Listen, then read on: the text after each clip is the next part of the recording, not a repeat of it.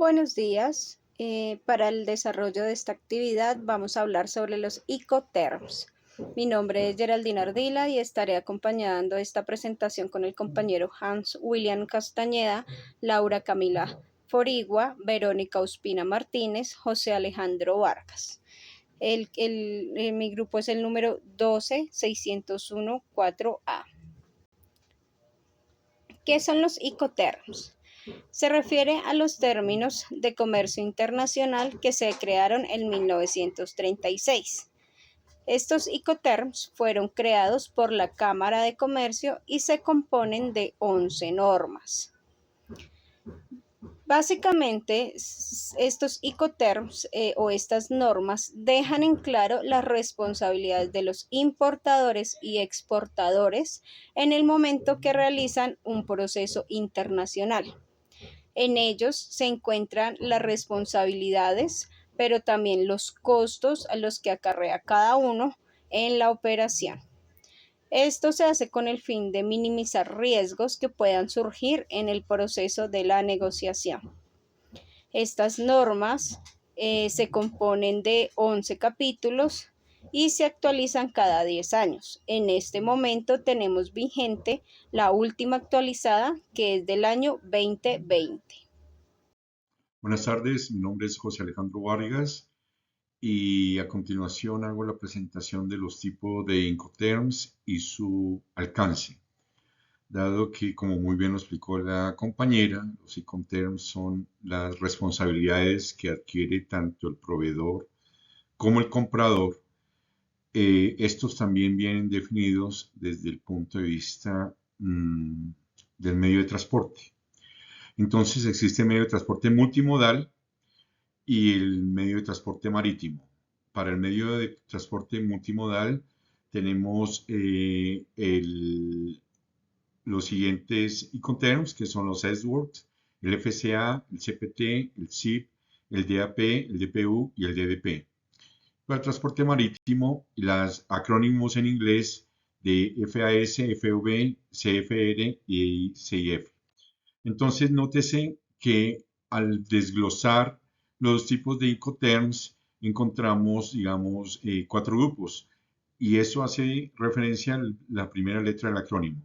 El primero que encontramos es el término E, que significa Ex-Works, en sus siglas XW, y donde establece que el vendedor pone la mercancía en las instalaciones, o sea, en las puertas de la fábrica. Los Incoterms que comienzan con la letra F, que son la FCA, que significa Free Carrier o Franco Transportista en lugar convenido, el FAS, que es Free Alongside Ship, que es Franco al costado del buque, y el FOB, que es Free on Board y es puerto de embarque, Franco a bordo en puerto de embarque acordado, significa que el vendedor entrega mercancía en el país de origen al transportista pagado por el comprador. Acto seguido encontramos los términos C, que corresponde a que el vendedor contrata y asume los costos de transporte principal, pero no el riesgo por la pérdida y o deterioro de la mercancía. Eso eso está a cargo del comprador, es decir, el seguro está a cargo del comprador. Entonces tenemos 4 Incoterms acá, que es el CPT, que es Carriers Paid To, que significa transporte pagado hasta, el CIP, que es el transporte y seguro pagado hasta, Carriers and Insurance Paid To, costo y flete, que es Cost and Freight, y costos, seguro y flete, que es Cost, Insurance and Freight. Y finalmente tenemos los Incoterms con los términos D. Aquí es donde el vendedor asume la responsabilidad con gastos y riesgos. Podemos indicar que es una responsabilidad casi que total para llevar la mercancía al punto de destino convenido. Entonces, esta se hace en el país de destino. Encontramos 3, que son el DAP, que es entregado en lugar, en sus acrónimos en inglés, que significa Delivered at Place.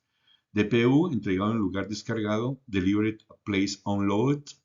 Y DDP, entregado con derechos pagados, Duty Paid. Entonces, con este cierro mi presentación. Muchísimas gracias. Les voy a hablar sobre la cadena de distribución física internacional.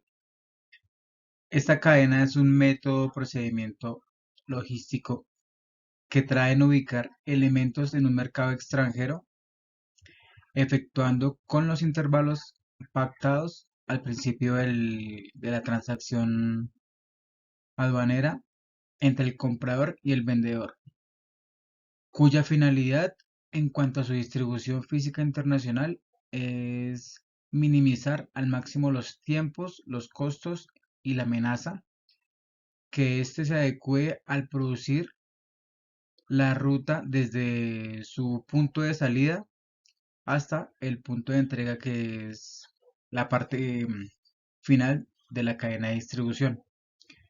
Algunos de los elementos que influyen en el campo de los costos de importación son, son los fletes, son los seguros, el transporte, los derechos aduaneros, entre otra serie de elementos que al agruparse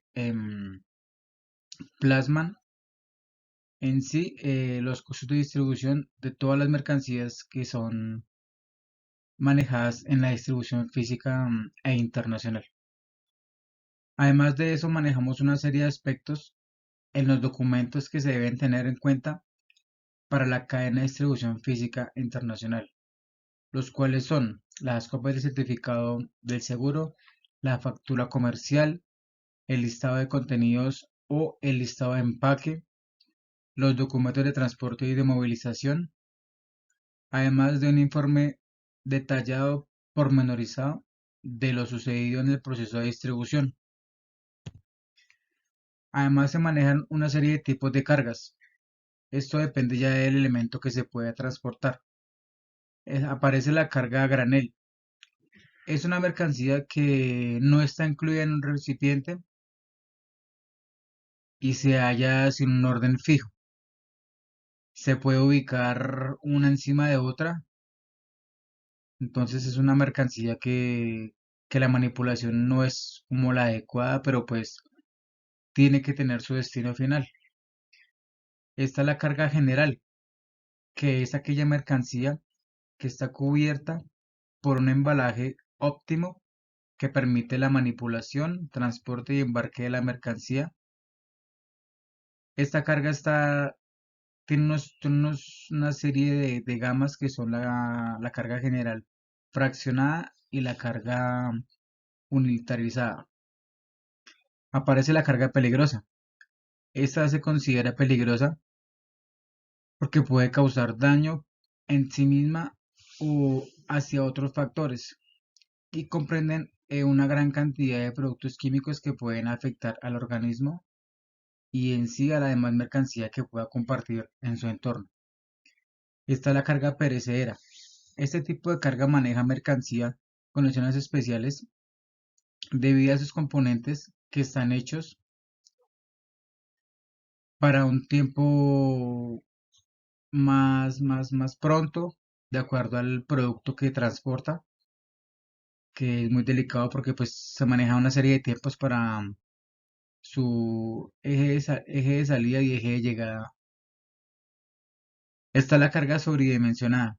Esta carga maneja pesos y dimensiones mucho más grandes que las anteriores cargas.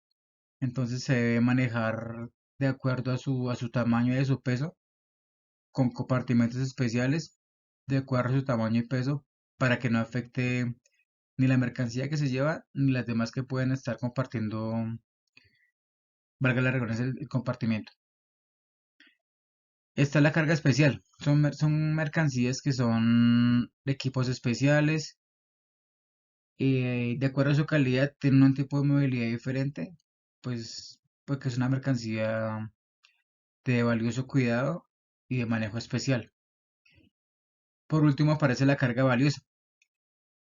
Esta hace mención a los elementos que poseen un valor especial, como lo son obras de arte, piedras preciosas y otro tipo de elementos que son de mucho valor en el mercado, entonces se les maneja muy diferente para su destino final que sea óptimo y sea lo esperado por el comprador. Gracias. Ahora hablaremos sobre los componentes de distribución física internacional.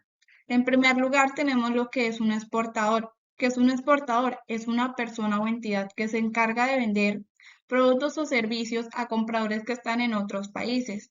Ejemplo, una empresa de café colombiana le vende a compradores que están en Europa. Este podría ser un ejemplo claro de lo que es un exportador.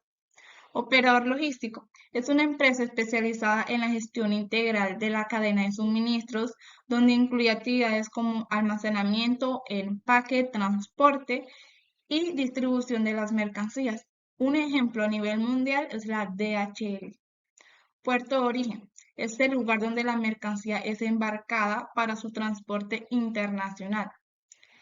Un ejemplo es el puerto de Buenaventura en Colombia, desde donde se transportan productos para otros países. Transporte internacional es el movimiento de mercancías entre países, ya sea marítimo, terrestre o aéreo. Un ejemplo, el transporte marítimo es muy común que se usa para grandes cargamentos que son de larga distancia.